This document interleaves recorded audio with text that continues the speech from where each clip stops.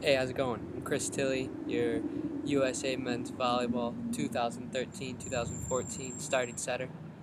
I know I got a lot of fans out there, but this is just to show you who I was. Take a look back at my past. Look at my college years, what I could have done better, how I could have improved. Let's take a look. Now, back in my college years, I was pretty involved. I was a member in CAB, environmental club, yearbook club, kind of fun stuff. I had a nice GPA, right around like a 3.3, nothing too special.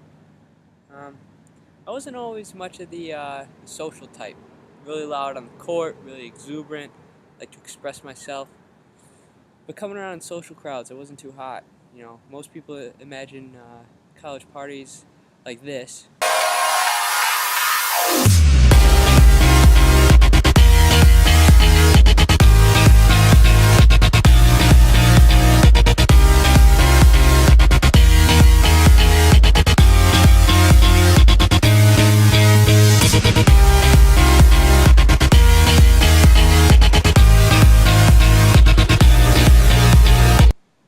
But in reality, I mean, I was just a kid doing this.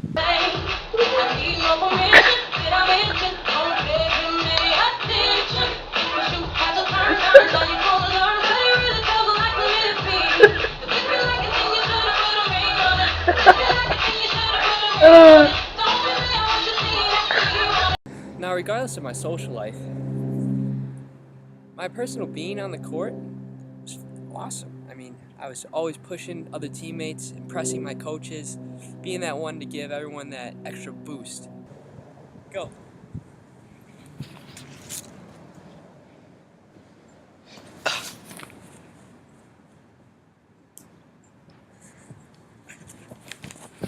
Victory! You know, during games, I get some anxiety, get a little shaky at first, get through it though. One of the biggest things that killed me was my implicit system. It just was destroyed by negative thoughts that kept going in my head that wouldn't allow me to process thoughts or focus at all, get any deep thinking really going through. I think this is one of the biggest things that hurt me during my college years. For all of this was just that I've been playing volleyball at that time for almost 8 years, and I expected way too much out of myself. You know, if I didn't put the ball straight down, or something just mishapped a little bit, but we still got the point, I couldn't shake that negative thought.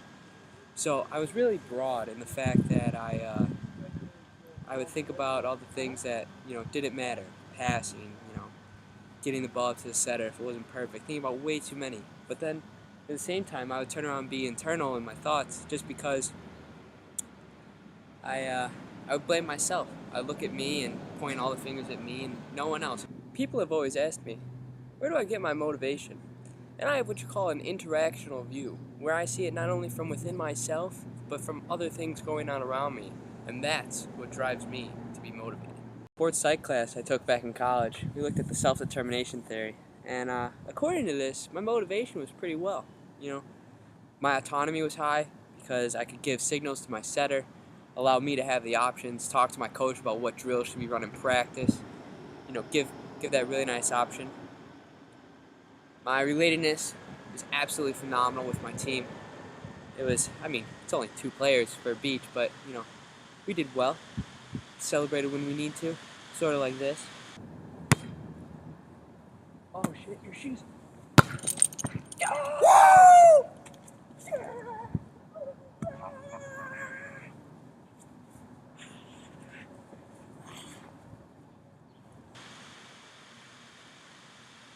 And then, my competence was high too.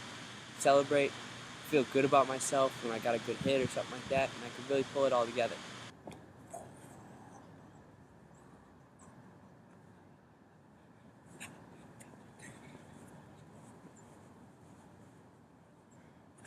Now, as I mentioned before, I said that I would get some anxiety during some plays during the game.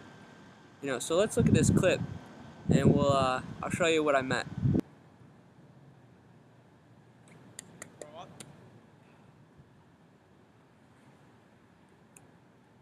All right, bring it.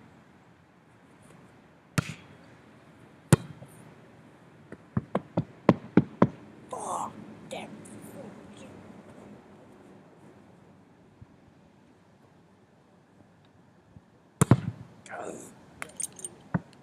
As you can see, my head was already out of it before the ball even came. I call that a debilitative state in stress. I just perceived that I couldn't do it. And when I did get aced, it didn't look good for anyone. You know, that anxiety would make my blood pressure rise. My breathing would start to get real fast, get real sweaty. It was never a good outcome for me. Just never turned out the way I wanted it to. Anxiety would absolutely kill me. So I had to go see someone about how to regulate my anxiety. With a mantra. What means relax to you? And I said, blueberry pancakes. He said, blueberry pancakes? I won't question it, but alright. And I said, no, really. Every Sunday morning as a kid, my mom used to make me blueberry pancakes, and I would eat those things, and after that, you'd just be so full. You'd just sit on the couch, relaxing with nothing but the TV and your family around you. And that meant relax. I said, okay, that's perfect. I want you to say to yourself, blueberry pancakes. And every time you say blueberry pancakes, you're going to feel yourself slow down, start thinking about what you really want to do. And you know what? It worked. And it was awesome. I found this through one of the assistant coaches that came through. I don't even remember his name, to be honest. He was only there for a week or two, but he looked at me and he goes, in order to make believe what you're thinking, your self-talk should look something like this. My whole house is great. I can do anything good. Yeah. I can do anything good. Better than anyone. Better than anyone. While in school, we had two kinds of coaches. Autocratic and democratic. Basically, Tim and Bob. Now, Bob was the autocratic. He was just a jerk to everyone, We did something right, he focused on the negative, constantly yelling at us, never giving us any control over what we did in practice. And no one really reacted well to that, especially me. His goal orientation was outcome. All he cared about was wins. Didn't care about the fundamentals to get there.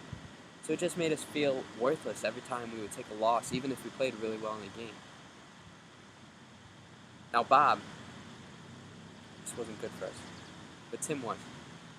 Tim, he's what you call a democratic leader, and he would just, I don't want to say overpraise us, but he would focus on the details in order to get to the big outcome goal. He would make sure that, my elbow was up when swinging, my feet were planted before I blocked, I was square to the net. And when I was, he rewarded me. And even in practices, when we would work on it, he would do what you call the sandwich approach, where he would tell us, for example, if I was going up to hit and we were focused on working with my elbow, he would compliment my approach, say that my feet was working really well.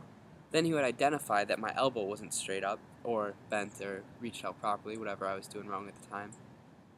Then tell me how to fix it.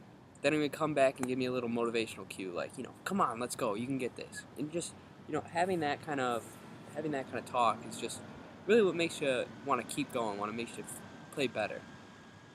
Another thing he was just telling me about was Steiner's model of productivity, where it was the actual performance that I would give would be my potential minus the faulty group process.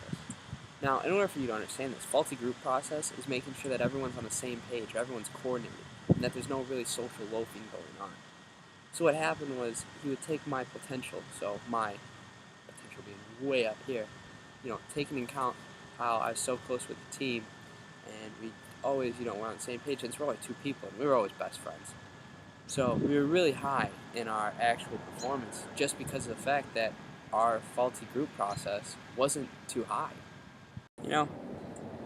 I've mentioned what's given me my success, but I think one of the biggest things that I owe everything to is the way that our coach had us goal set as a team. There's only two of us, so he would sit us down, make a big goal over the season, over a week, what we wanted to do in practice. And then after that, he would divide us up into our two people and tell us what we both individually needed to do in order to reach that team goal, to get that team cohesion so that we were all on the same page, working for the same thing. That way I knew what my job was, and Ryan knew what his job was in order to get it.